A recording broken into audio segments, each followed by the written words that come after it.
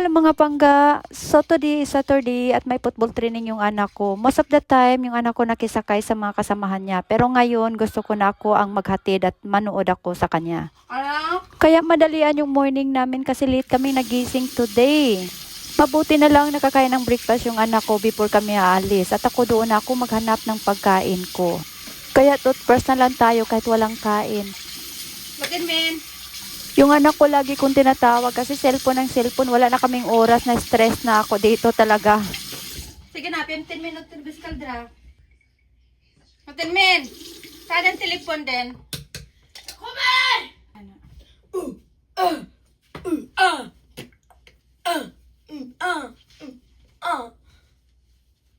Dahil nga wala ng oras, so sunscreen na lang tayo. Importante po na alam natin na kahit walang init, winter man o summer, naka-sunscreen tayo.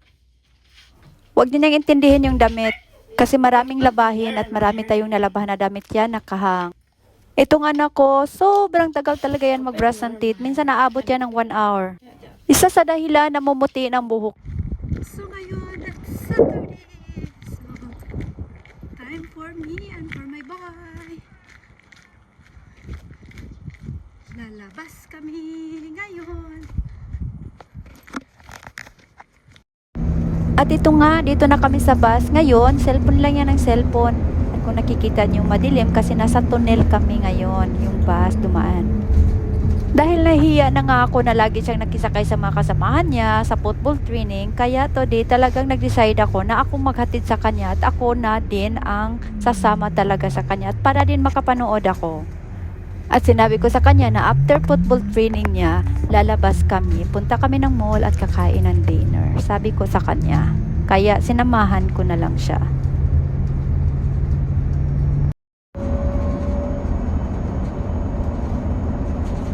Ito po yung bus namin dito.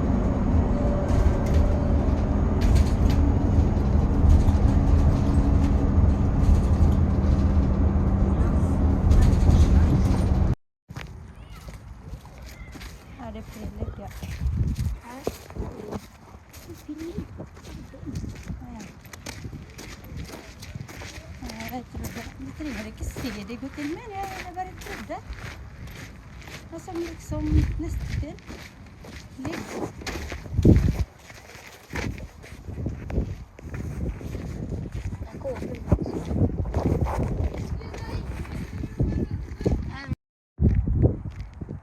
Lahat ng school dito ay mayroong ganito na malaking building para sa mga bata kung saan magte-training sila.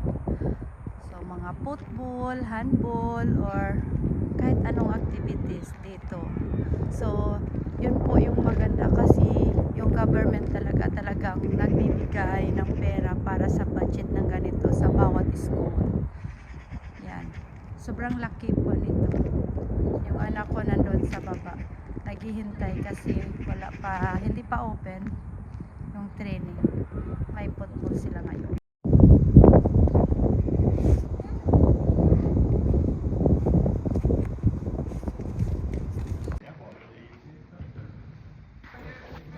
At ngayon, nandito na siya sa loob at naglalaro na sila ng football training nila. Ang dami nila dyan. At kung nakikita nyo, maliliit at malayo tayo kasi hindi tayo makalapit. Nandito lang tayo sa hallway.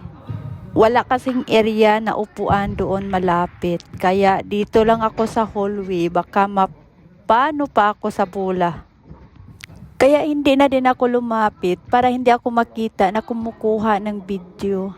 Bawal kasi talaga dito. Pero ako ay nagtatago lang. Medyo malayo naman so okay na to.